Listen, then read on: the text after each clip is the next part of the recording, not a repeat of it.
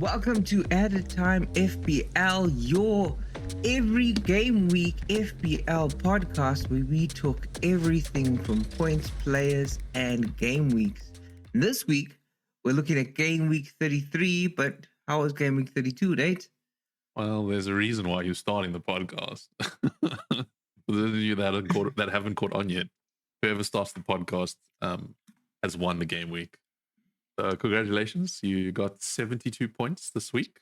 Very admirable. I got 65. Not too far off, but Dubrovka coming in clutch for you with a clean sheet. Pedro Porro finally scoring his goal after keeping Pedro Porro after keeping Pedro Porro for like 10 weeks. He's finally paid off. He's scored a goal. So fair play. At least we got some points there. Unlucky news for you. Foden didn't even start. Didn't even feature. Thoughts? Which is this is the thing about it's Foden. Expected because Champions League. We said it 3 weeks ago. I think it was when I was talking about Haaland and Foden. You don't know, so you got to have both. Yep. Right. Yeah. Because you don't know, and this game week coming up, there's a 90% chance that Foden is not going to play.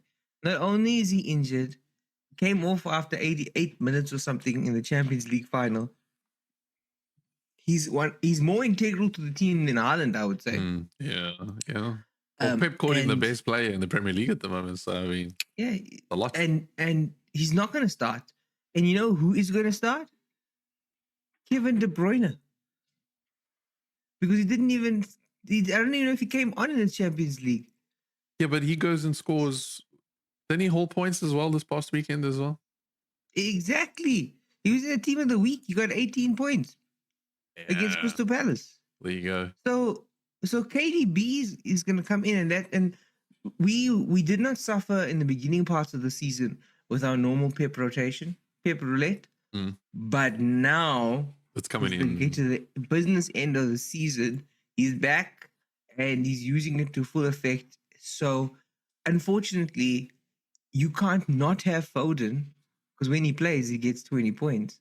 But you also have to have a decent bench to back you up because there's a chance he won't play. Just looking at Man City while we're on that topic. So they played against Madrid in the Champions League on Tuesday. 3-3. It was a draw. It was a really good game. I managed to watch some of it. Foden scored. So his form is continued along with Silva and Vardiel. But he played, I think he played the full 90. Does that mean he gets rested? Does he start this weekend? No, he came off right at the end injured, like at the 88th minute. Yeah, with a bit of a knock. A slight injury. And he's not going to play. If he plays, he's coming on at the end because they're going to want to protect him. They got enough in that position. They can play like Grealish. I said, they're going to play KDB because they can play that exact same team and just swap KDB for Foden and let KDB play further forward. KDB's fully rested. So that's what I'm saying. So it might have naturally been pivoted to Foden becomes a Champions League player more than a Premier League player which is weird because you would think that City want to still get as much points as they can. But I mean, the team that they have is still strong enough for the Premier League. But you know how we said earlier in the season that because of Pep Roulette, if you play Champions League, you get in rest Premier League. Or if you play Premier League, you get I think it's the like with Foden now. I think until we have a break from Champions League, which won't be for a while because we're in the last quarter finals, I think Foden might not play as many minutes as we thought. Does that mean he's not a pick anymore? Does that mean you hold on to him? What do you think? Well, this weekend they're playing Luton at home. So you don't need to play Foden, let's be honest. But at the same time, like that's a tasty fixture to lose a Man City asset. It's tasty. Like if you have the money and you have the transfer, why not? Just put him in, and then if he doesn't play, you got a free bench. Swap to De Bruyne. Why not against Luton? Imagine De Bruyne comes home with a hat-trick. I'm kicking myself. I already made changes. We need to do this podcast early so that I can make my changes after the podcast, not before. Coming to you next week, Monday morning. No. I've got 2 changes that I haven't made yet that I've been looking to. I've got 2 transfers since I did make a change last week. I wanted to do. Remember, I spoke about Saka to Foden last week, but I got the team news early. Fortunately, that he wasn't going to be starting, so I ended up holding Saka.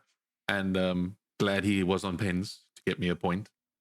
But I might consider moving him on to De Bruyne now that you've mentioned it. But the funds are tight because De Bruyne is expensive. Saka to Foden is more achievable because I want to get a Newcastle defender because of their coming fixtures. And you did well KDB to hold sitting the at Bronco. 10.3. Yeah, it's expensive. So like trying to have Haaland, KDB, Son, and Salah, it's not really possible in our time. I don't think. Some things aren't possible in life, and having all the FPL assets is not a possibility this week. As for Saka, he had a little bit of a contentious penalty call that wasn't given, and he was even going at the ref at the end of that Champions League game. So he also played a full 90 minutes, and he was the star for Arsenal over there again. And Arsenal this week are playing Aston Villa at home. But honestly, if you let go of Saka, not the worst thing in the world, because as we've been talking about Arsenal, and I'll talk about my transfers, their defensive record at the moment in this running at the end of the season, I trust them defensively. Yeah. I trust Saliba, White, and Gabriel and Raya to do the business. And if I needed 30 Arsenal players, I think Saka is not top of the list. What? Just because Mic drop, shorts, video, TikToks, Instagrams. Mike said it. Saka's not the pick. No, I'm joking. I actually back it because I think the golden boy of Arsenal phase has kind of come to an end, and it's time to do some dirty work. So I think you're right. I think Arsenal win through their defense. Yeah, they are top of the league. They do 1-0 right and they win. They do 2-0 and they close the game out. It's done. If Arsenal are not the chokers they were last season, they're going to keep clean sheets for the rest of the season and win by a goal. And yeah, that's it. They go through this league and they make sure. The only problem with them is they also do have to score goals to a point because they're on. I think they're the same points as City. Goal difference, Liverpool. Yeah. But goal difference is ahead. So Liverpool can outscore. Liverpool and Man City will score their way to the win. Arsenal will defend their way to the win. That's how it's looking like. So yeah. I do think, Kara. No, you go first. I was going to say, I do think out of all the premium players that we've been speaking about over the course of the season, your Sakas, your Sons, your Salahs, all that, Salah is a must hold for the rest of the season. Haaland and Foden are a must hold for the rest of the season. What do you think? Haaland is a hold for the rest of the season. That's it. Yeah, I would say so. 6 weeks left. Season. 6? Is it 6 or 5? 5 games or 6 weeks? I can't remember. Yeah. 32, 38. Yeah, 5 game weeks left. That's not long, eh? Not long. I'm letting you know it's not long because you have to catch me still. I got 5 weeks. I can do it. Only like 60 points behind. We got some double game weeks, and a good captain means I can catch you, make it tight at the end. What I was gonna say, yeah, you're right. And what I was gonna say is, here's the thing about taking out Saka, which is why I'm not taking him out unless he gets an injury. And this podcast today should be dealing with the fact that next week is a double game week. So if you bring in a player or you're taking out a player, you don't take out Saka because he has a double game week next week. He's playing. They're playing Chelsea, which at home. I know Chelsea turn up against big teams, but let's be honest here. Arsenal should have them, and they're playing Wolves away. That's a double game week for Arsenal. Yeah. Why would you take Saka out? Yeah. Which is why I've been toying with the idea. Maybe because I still have free hit, let you know. So I could always bring him back for those double game weeks. So let's do this. Let's assume most people have their free hits, or some people do. In the case of a person with a free hit, do you take out Saka to accommodate Foden and then free hit him back later? As if you didn't have a free hit, do you maybe hold Saka until the double game week? I'd hold Saka.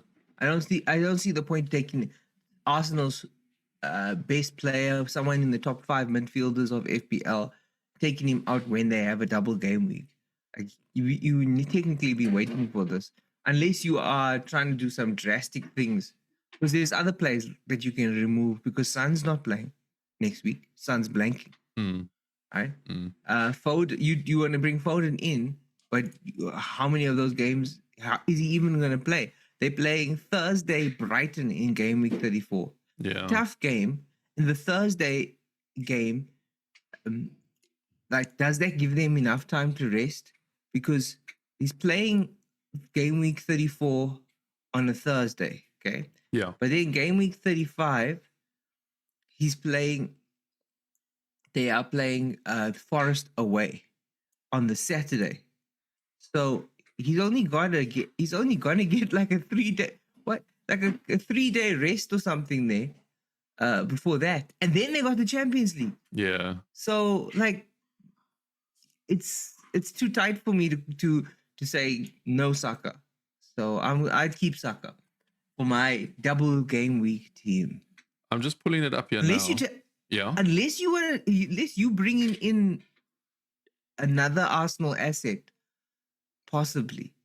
Like, is your Saka play to give you a three-man Arsenal defense, or is your Saka play? Are you bringing the Odegaard? Like, you can't go into the double game without an Arsenal player. Yeah, against Chelsea. Come on, Chelsea is rubbish. So here's what I'm reading. I was just pulling it up. So next week, next week, 34, game week 34. It'll be Arsenal double game week. It'll be Bournemouth double game week. It'll be time. It'll be Liverpool double game week. Salah time. Salah time. I think that it'll be a Luton. No, I think that's all. There's a couple more. There's Everton. Everton will have a double game week. That's Calvin Lewis time. There's one more, and that is tricky. No, I think Crystal Palace. Okay, here we go. Sorry, I've got the list. So I'll say it again for everyone. So Spurs will be the only team that blank that week in game week 34, which is next week. Arsenal, Bournemouth, Crystal Palace, Everton, Liverpool, Sheffield, and Wolves all have double game weeks next week. So those players you need to watch out for. Then in 35, Chelsea have a double game week and Spurs have a double game week. So that's also something to keep in mind, to maybe not move on Son, maybe just bench him. Just keep in mind, Son's double game week in 35 is Villa, Arsenal and Chelsea. Yes, and so it's not the easiest of fixtures. I'm Son out.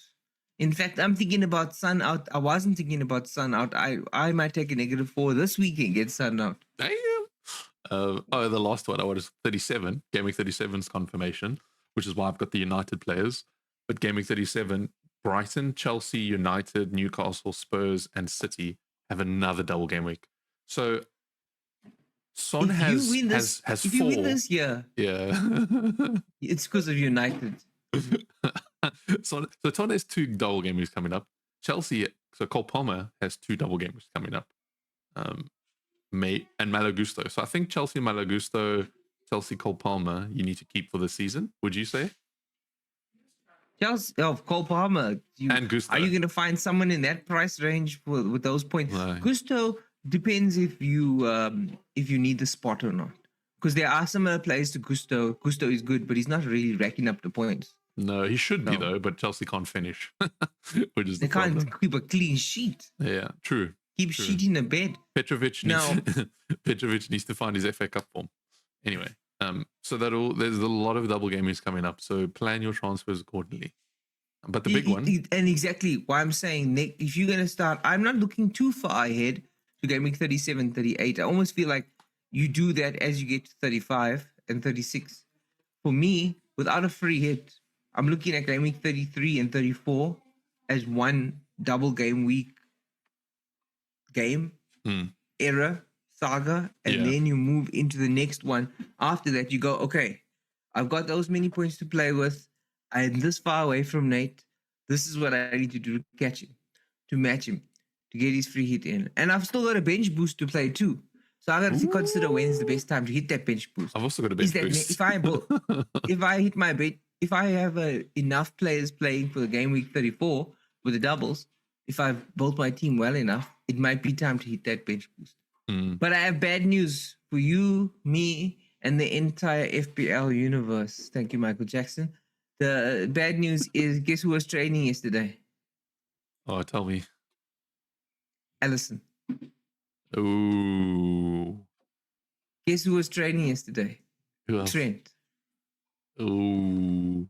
Why am I saying this? Bradley and Kelleher Goodbye. are not good options to bring in right now. Guess who I brought in this week? Hello.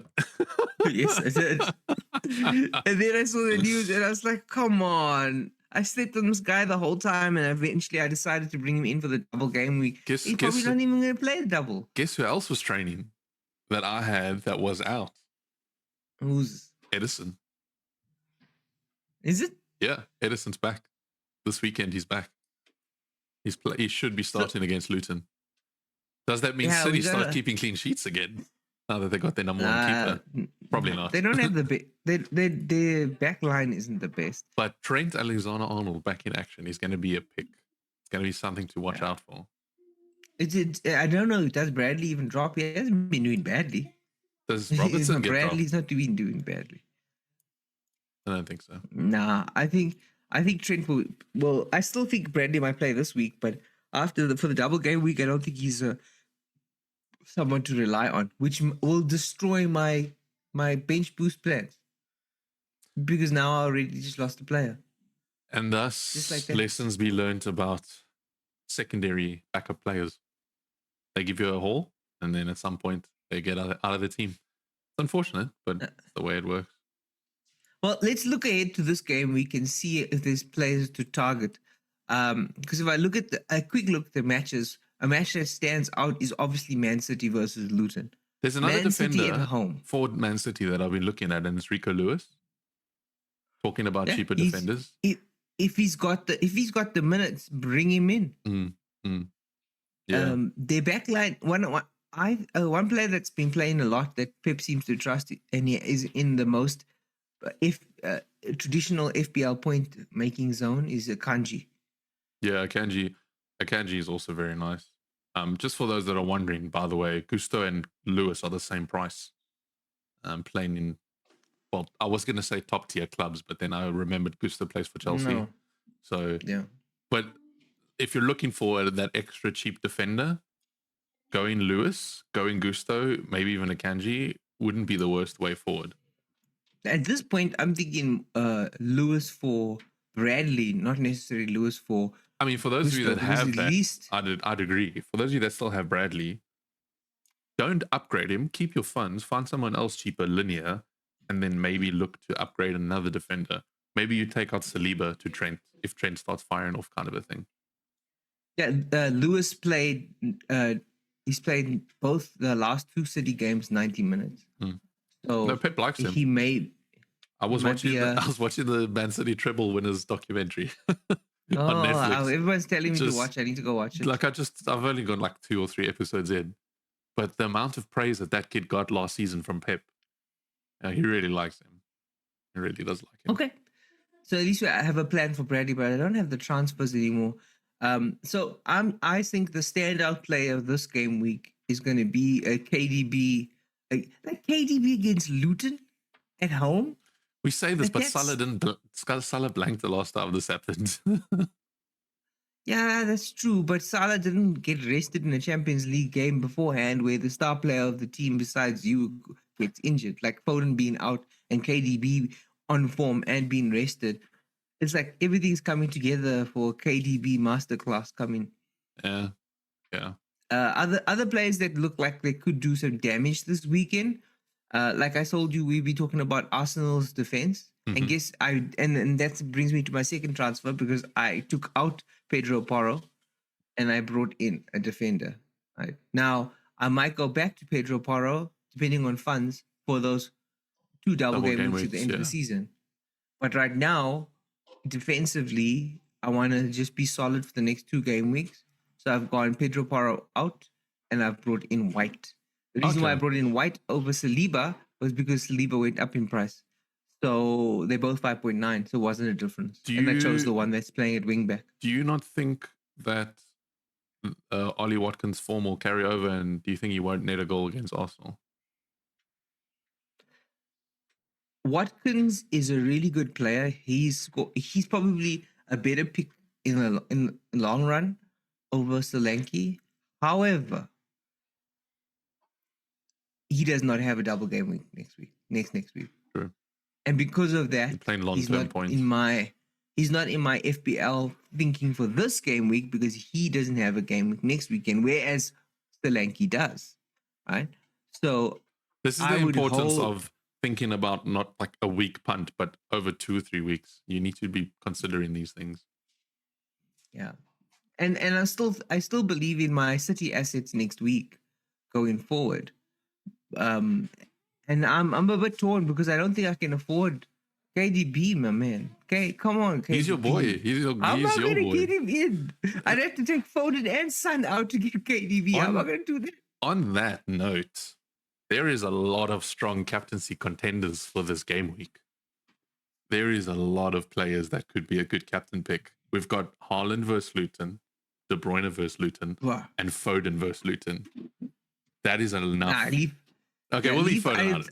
But Haaland and De Bruyne versus Luton. You've got Cole Palmer versus Everton at home. Cole Palmer loves his fans. Yeah. You've got Salah against Crystal Palace at home. Guess who got thrashed 4-2 last week? Crystal Palace. Away. Crystal Palace was at home, by the way. So that's a tasty snack. You've got Saka versus Aston Villa, which isn't as desirable, but still a potential pick. But I think Aston Villa versus Arsenal is the game that ends 1-0 or 2-0 to Arsenal. You know, it doesn't strike me as a high-scoring game. Honorable mentions: Son versus Newcastle, and Isak versus Spurs, I suppose. Don't discount Solanke either, because Man United have conceded 6 goals in the last 2 games. No, for sure. So as a defensive unit, United aren't at their peak, and they're playing at home. Bournemouth are playing at home. So the special mention, but you're right. I would say the whole midfield, Salah, Palmer, KDB instead of Foden, Son and Saka. You can captain any of them. Yeah. Okay. And then Foden or Solanke. But you mentioned the man, right? Here's a problem. My problem with Haaland. Number one, he played the Champions League, but his form is bad right now. I'm not a hater of Haaland because he did a really good job. He was marked by 2 Real Madrid players, allowing other people to score. Exactly. So he was doing a job, and he did his job, right? And Luton would be a perfect game to come back. Hat-trick. Except, do you trust Pep won't bench him and play Alvarez for the first 70 minutes of the game? Alvarez. You know, I honestly see that happening. But here's the thing. This is why I think Pep will play Haaland. I think Pep will play Haaland because he needs Haaland to find his form. Because there's going to be a time in Champions League where they need Haaland to score something. That crucial goal. Yeah, and he needs to be ready for it. You're taking a risk there. That's my point. Like he's saying Pep has to, but he doesn't have to. Like if we're going by logic, Haaland rests. Can I tell you my captaincy plans for this week? You go for it. I've currently got my captain set on Cole Palmer for the 2nd week in a row. Because it worked last week until he hurts you. It worked. And the thing is, Palmer pops off at home. Like, go look at his points. He hauls. He pops off everywhere. I know. He really hauls at home. Like, he likes it. And the fans love him. And Chelsea win on penalties. Like, it's just the way it is. We get penalties for fun. So, I mean, like, if you go look at his points, just from his last 3, other than this past week, he played United at home, Burnley at home, Newcastle at home. 13, 15, 20 consecutively. Crazy stuff. Can I tell you why I would think secondly about captaining Palmer? I'll play devil's advocate on that side. Yeah, play. Okay, firstly, I don't trust Pochettino because he took him off against our last opponent when we drew the game at the end, saying that he needs to rest. You said, by the way, we were expecting a loss. So I expected it. A draw felt like a loss. Yeah. Not only that, but Everton seem to turn up. They turn into like Man City. prime Man City whenever they get a points deduction, and they just got hit with another 2 Yeah, points. they come in. Sean Dyche is like, I'll show you guys. And like, because it means that they slip, if they every time they pull ahead, they slip back close to relegation. And this game is, even though we at home, this game is against a team who every step of the way are fighting against this points deduction and relegation. So for me, every time I have to say too many things in the pros and the cons, even though the pros are good, the more ticks in the cons, the more I'm like, you know what, I'm keeping him on my team and I'll keep my vice captain on him. But I see less cons for KDB. I see less cons for Salah. I see less cons for Haaland. So for me personally, if you captain Palmer and he hauls, my season's over. I take second place. Yeah. Right? Yeah. But if you captain Palmer and he does and he blanks, my season became much more difficult. I have a chance. So I think I have to go and captain someone. And I already made my 2 transfers, but I might be taking a hit now, because only now am I thinking about the fact that KDB is the best pick for this week. Standout pick. Unless he's injured, he's a standout pick. Ladies and gentlemen, welcome to Added Time, where we discuss Mike's remorse transfers made early because of a podcast not being filmed earlier in the same week. Nah, look, we've always said taking early transfers are a risk anyway. So, I mean, you take it on the chin and you fix it up and you see what else you can do about it, and then you move on. But yeah, well, so tell me, are you planning on bringing in KDB, and if you are you going to captain him? I would love to bring him in. I'm looking at my team and I'm thinking to myself, how the hell? Because he's 10, and only way to bring him in would be to take Son and Foden out. Okay. And I'm thinking about taking Son out anyways. But De Bruyne is part of Pep Roulette. You bring De Bruyne in this week, next week, De Bruyne is on the bench, and Foden is starting and scoring 20 points, and you sitting there going with your hand in your mouth. What have I done? What have I done? This is the thing. I might change though. Like, I hear your comments about Palmer. So, but my vice captain is on Salah. That might change. And the inner FPL stability mental Nathan in me will probably end up captaining Salah just because it's the safer one. No, don't do that. Then you're going to blame me when Palmer gets 25 points. Hat trick of pens. Oh, it's true. I agree. And the reason that there are so many pros to Palmer, because he is consistent. And even if he doesn't score a hat trick, even if Everton beat us, he's going to score 5 points. Yeah, I guarantee you. If he plays, he's scoring a minimum of 5 points, which is more than you can say about most of the other captain picks. Salah can blank. Foden will not even play. Haaland could easily do a 2-pointer, right? So Palmer is the least risky option, and in your position at the top of the league, even if I choose a captain that pops off, I still don't overtake you. No, the safest pick for you is Palmer. It's the safest. The safest, riskiest pick. Yeah, it's like it's true. It's safe for you because even if he gets his 5 points, you get your captain points, you move on, and you stay ahead by 50 points for 3-4 game weeks left. Whereas if you go captain Salah and he blanks again, and I captain De Bruyne and he brings in 20-30 points, like then you start to think to yourself, why did I take a risk? I don't know. This is probably in reverse, but it's 47. I just worked out the points difference between me and Mike. So it's a 47-point gap at the moment, which sounds a lot, but it really isn't, because you got 5 weeks to get to 10 points. That's like I said, it's one good captain choice away. If I stick with Palmer, I'll message you before I do it so we can have a bit of.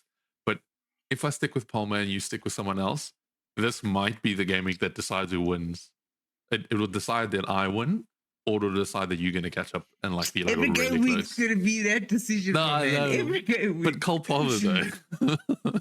Don't worry, I'll triple captain him when he's playing double game week. I don't triple captain. Before we run out of time, because the referee is telling us to get off the field, because the next he's pushing us off the field. The fourth official is saying, "Hey, Oaks, you got to finish up here." I want to end off quickly with the FPL challenge. This game week, I scored 99 points. Mike, you got 92, was it? 91. 91. And the winner, 133. So we're not too far off from there. It'll be nice to win something for fun, but I really enjoy what they're doing. This game week is called Sportsmanship. So that means that red cards are worth -8 points and yellow cards are worth -5 points, which is insane. So who are your hotheads and who are on 4 yellows? What I did was that when I was making my team, I didn't go on personality. I went on statistical nature. So I went to the yellow by card red tab, cards and yeah. yellow cards, and I took in all the players that I scored the highest points that have the least amount of yellow and red That's a cards. great strategy. That was my strategy, and I tried to find the top players with the good fixtures they have from FPL Well, knowledge. who from this came off that podcast. list? Read it out so maybe people can get an idea before we close off. Read out that name, those names. Or the highlight ones, the ones that you think that are going to be like probably really solid choices for this week. Yeah, and I would say focus on yellow cards instead of reds, because reds are a little bit more difficult to predict. You know, we say that, and then all of a sudden there's like 2 red cards in that game week because they've made this challenge, and then people will just get -8 points, -16 points. There's some good players like Salah, like you, like I'm saying, he's a good player and he doesn't get that many yellow cards. Son hardly ever gets carded, right?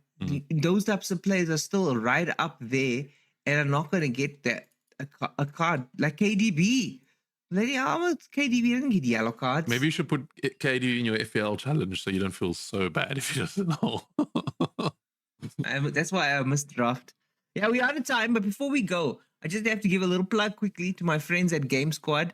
If you want to listen to me talking about the Champions League, you can find a link below where we talk about the Champions League. I was on a podcast called Game Squad with a couple of gentlemen. One named Xavier was interviewing me. So check out Game Squad wherever you get podcasts, and we'll put a link somewhere you can find it. You know, we're making it big time when you start featuring on other podcasts. Yeah. But we better go. The fans will start. Thank you, everyone. We'll see you next week.